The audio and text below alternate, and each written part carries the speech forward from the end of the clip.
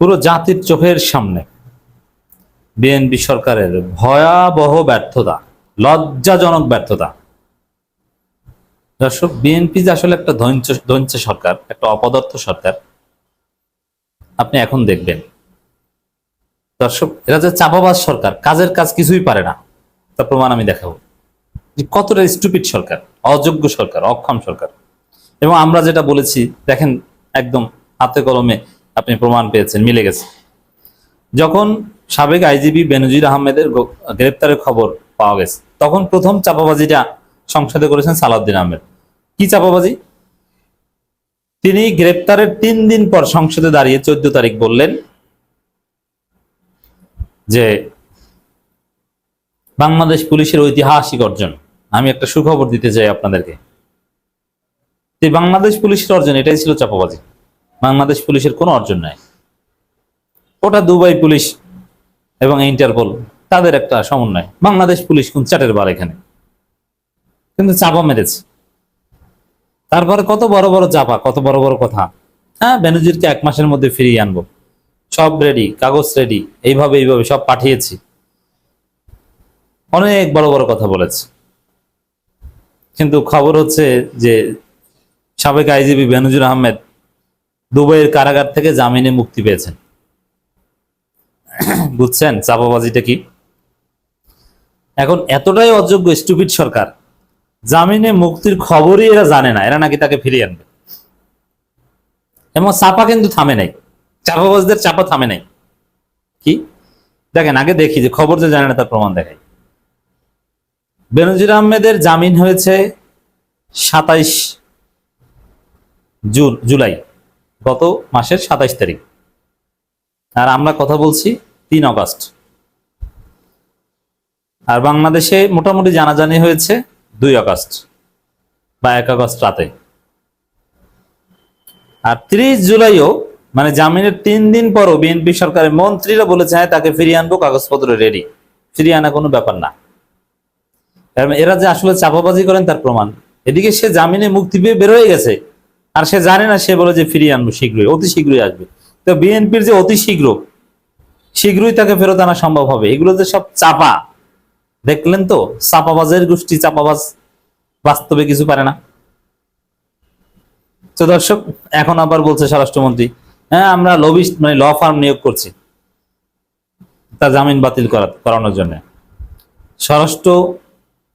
পররাষ্ট্র প্রতিমন্ত্রী শামা ওবায়েদ এখনো বলছেন হ্যাঁ না ঠিক আছে আমরা ফিরিয়ে আনবই। এখনো চাপা, মানে লজ্জা শরম হয় না। এর মানে বাংলাদেশ সরকার আদৌ কাগজপত্র পাঠিয়েছে কিনা, না আমাদের চোখে ধোয়া দেয় কে জানে। বেনজির থেকে আসলে দুবাই সরকারের কাছে ফেরত আনার চেষ্টা করেছে।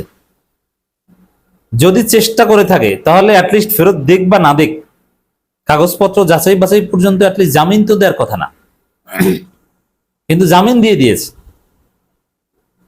আপনি চিন্তা করতে পারেন, জামিন দিয়েছে, কারাগার থেকে মুক্তিও পেয়েছে।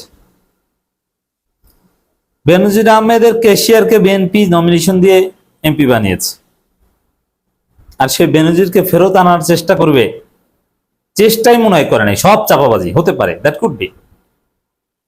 বুঝতে পারছেন কি অবস্থা বিএনপি? কি একটু চিনে রাখেন, এরা কোন লেভেলের চাপাবাজ। শেখ হাসিনাকে ফেরত চায়, আদৌ কি শেখ হাসিনাকে ফেরত চায়? একবারও অরিজিনালি প্র্যাকটিক্যাল আলোচনায় কখনো শেখ হাসিনাকে চায়নি, কারণ শেখ হাসিনাকে ফেরত এনে ওটা হজম করতে পারবে না বিএনপি সরকার। কারণ ফেরত আনলে যেখানে নামবে, যেখানে আনবে, ওইখানে মানুষ শেখ হাসিনাকে মেরে ফেলবে, আর এটা বিএনপির জন্য ডিসক্রেডিট। আর ওটা ফেরাতে হলে আর একটা গণহত্যা চালাতে হবে। এইসব কারণে শেখ হাসিনাকে আসলে ফেরত চায় না। আবার বিএনপি মনে করে যে শেখ হাসিনাকে ফেরত আনতে এইসব ফাও ঝামেলা করার দরকার নেই, তাহলে ভারতের সাথে আমরা যেভাবে চাই ওই জায়গায় আরো চির ধরবে। তাহলে বেনজির আহমেদ সম্পর্কে এটা আমি আগেই বলেছিলাম যে ফেরত আনতে পারবে না। কিসের ফেরত আনা? পৃথিবীর শীর্ষস্থানীয় অর্থ পাচারকারীরা, দুর্নীতিবাজদের একটা সেফ জোন হচ্ছে দুবাই। ওখানে ইনভেস্ট করে, এবং দুবাইয়ের যে শক্তিশালী অর্থনীতি, এই অর্থনীতির অন্যতম চালিকা শক্তি কি জানেন? এই বেনজির আহমেদের মতো পাচারকৃত টাকা বিলিয়ন অ্যান্ড বিলিয়ন ডলার পাচার করে তারপরে দুবাইতে ইনভেস্ট করে। দুবাই, আরব আমিরাত, শারজা, এইসব জায়গা, মানে পুরো আরব আমিরাতে ইনভেস্ট করে, আর এতে তাদের অর্থনীতি অনেক গতিশীল। অতএব এটা তো তারা এলাও করে, তো সেখানে ফেরত দিবে মানে, আর ফেরত দেওয়া ওটা যে তারা সারানার দাম দেয় না, তার প্রমাণ হচ্ছে এটা যে জামিনে মুক্তি দিয়ে দিয়েছে। অ্যাটলিস্ট জামিন দিতে একটু সময় অপেক্ষা করার কথা, কিন্তু তাও না, যে না এটা বাংলাদেশ সরকার ফেরত চায়, ইত্যাদি ইত্যাদি। তাহলে এখানে আরো একটা বিষয়, গ্রেপ্তার করানোর বিষয়ে ওটা দুবাই পুলিশ বা বেনজিরের একদম বিশ্বস্ত লোক, তিনি ধরিয়ে দিয়েছেন, তিনি বিশ্বাসঘাতকতা করেছেন, এরকম কোনো বিষয় আছে। কিন্তু বিএনপি সরকারের সিটে ফোটা অবদান বেনজির আহমেদকে গ্রেপ্তার করানোর মধ্য দিয়ে নেই, কোনো অবদান নাই। বেনজির গ্রেপ্তার হয়েছেন অন্য জায়গায় প্রতারিত হয়ে, শপিং মল থেকে তার বন্ধু তার সাথে প্রতারণা করেছেন, সেটা দুবাইয়ের কোনো কেস হতে পারে। বাংলাদেশে তার মামলার কারণে দুবাই পুলিশ গ্রেপ্তার করেছে, বিষয়টা এরকমও না।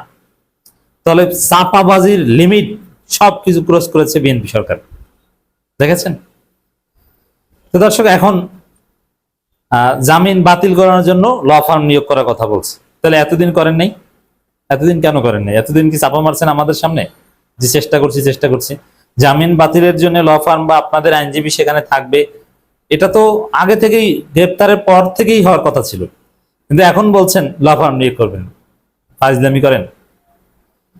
আর এখন বিভিন্ন সোর্স বলছে, কালবেলা থেকে শুরু করে বিভিন্ন পত্রিকার রিপোর্টে যেটা দেখলাম, যে বেনজির জামিন পেয়েছেন, এখন ইউরোপ যেতে চান।